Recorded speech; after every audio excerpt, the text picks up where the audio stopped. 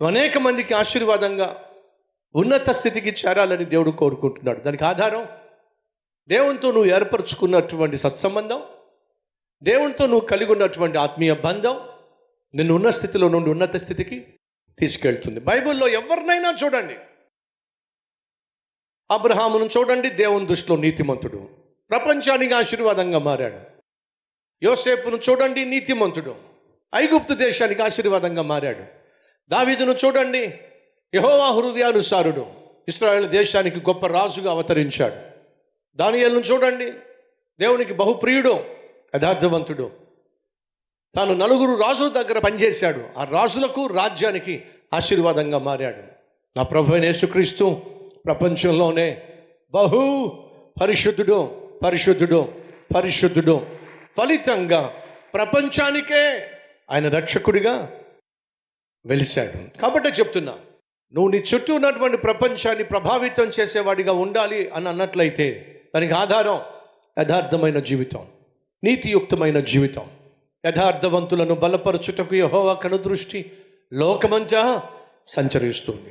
దేవుడు నన్ను బలపరచటం లేదు, దేవుడు నన్ను స్వస్థపరచట్లేదు, దేవుడు నన్ను ఆర్థికంగా స్థిరపరచటం లేదు, దేవుడు నాకున్న అవసరాలు తీర్చటం లేదు, దేవుడు నాకు కావలసినటువంటి జవాబు ఇవ్వడం లేదు అని చెప్పి నువ్వు అంటున్నావు. కానీ వాస్తవంగా ఎందుకు దేవుడు నీ జీవితంలో నువ్వు అనుకున్నది, ఆశించింది, అందుకోవాలనుకుంటుంది నువ్వు పొందుకోలేకపోవడానికి కారణం ఏమిటయ్యా అంటూ నువ్వు దేవుని ఎదుట యథార్థంగా జీవించకపోవడమే బహుశా ఒక కారణం కావచ్చు.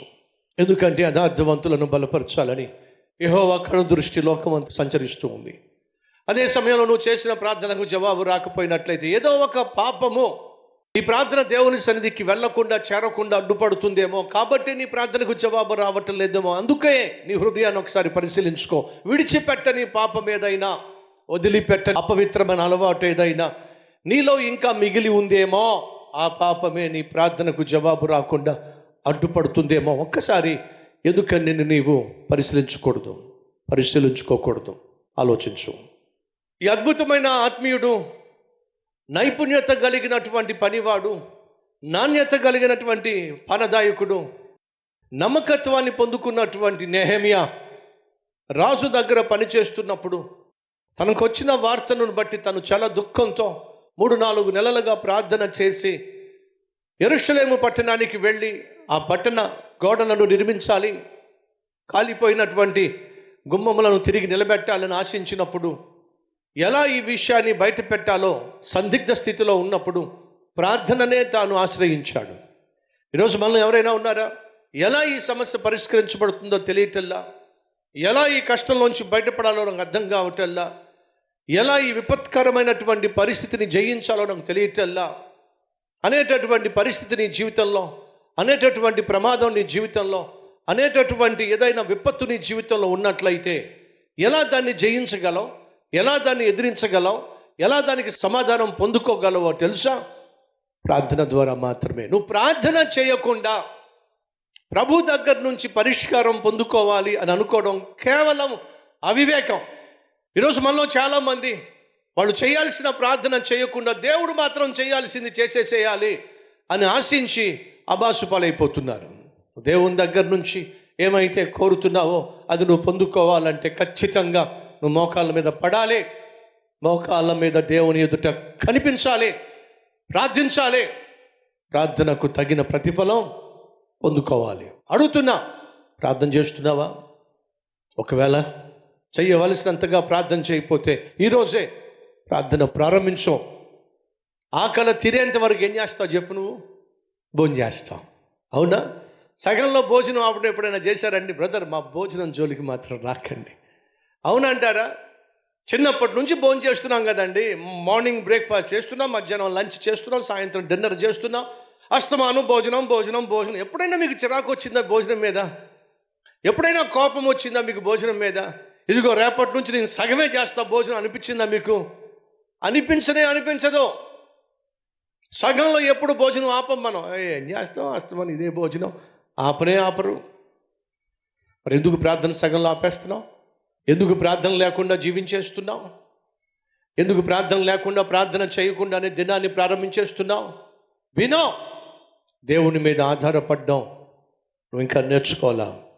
బువ్వ మీద ఆధారపడ్డావు, భోజనం మీద ఆధారపడి బతుకుతున్నావు, కానీ ఈ బ్రతుకుకు ఆధారమైనటువంటి దేవుని మీద నువ్వు ఆధారపడి జీవిస్తున్నట్లయితే ప్రార్థన చేయటం మానే ప్రసక్తి లేదు.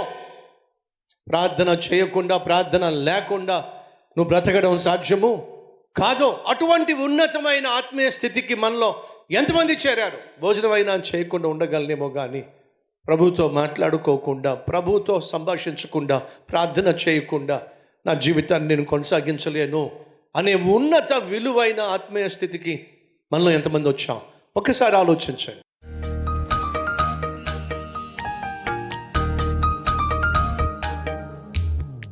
ఆ సంఘాల్లో నాయనా నీ సన్నిధిని మరింతగా మేము అనుభవించులాగున, నీ వాక్యంతో మరింతగా పోషించబడులాగున, ఫలితంగా మేము దీవించబడులాగున కృప చూపించయ్యా. రక్షక, మా సంఘాల్లో ఉన్న తల్లులను, తండ్రులను కనికరించు. వృద్ధాప్యంలో వారికి కావలసిన ఆరోగ్యం దయచేయ్యా. మా దేశాన్ని రక్షించయ్యా. మా రాష్ట్రాలను దీవించయ్యా. పరిపాలన చేసేటటువంటి అధికారులను నాయన సంపూర్ణంగా నీ స్వాధీనంలో తీసుకోండి అయ్యా. మీ ఆశీర్వాదంతో, మీ జ్ఞానంతో నింపండి అయ్యా.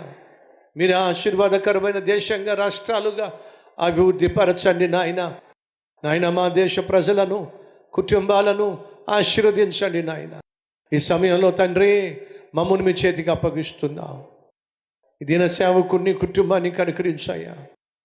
నీ చిత్తము చేయుటకు, నీకు ఇష్టలుగా జీవించుటకు, నీ రాజ్యమును వ్యాప్తి చేయడానికి ఏర్పరచుకునే కుటుంబాన్ని నాయన భద్రపరచుమని, ఆ సంఘంలో ఉన్న బిడ్డలందరినీ నాయన ప్రత్యేకంగా దీవించి, బలమైనటువంటి నీ చేతిలో బాణం వంటి వారుగా అందరూ వాడబడులాగున కృప చూపించమని నీకే మహిమ, ఘనత, ప్రభావములు చెల్లిస్తూ యేసునామం పేరట వేడుకుంటున్నాం తండ్రి.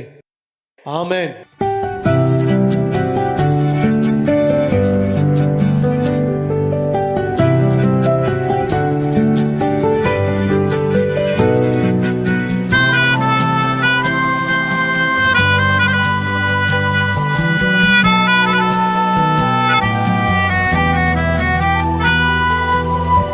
సందేశం మీకు ఆశీర్వాదకరంగా ఉంటే 10 మందికి షేర్ చేయండి, లైక్ చేయండి, మీకు నచ్చిన కామెంట్ పెట్టండి. మళ్ళీ రేపు ఇదే మార్నింగ్ డివోషన్లో కలుసుకుందాం.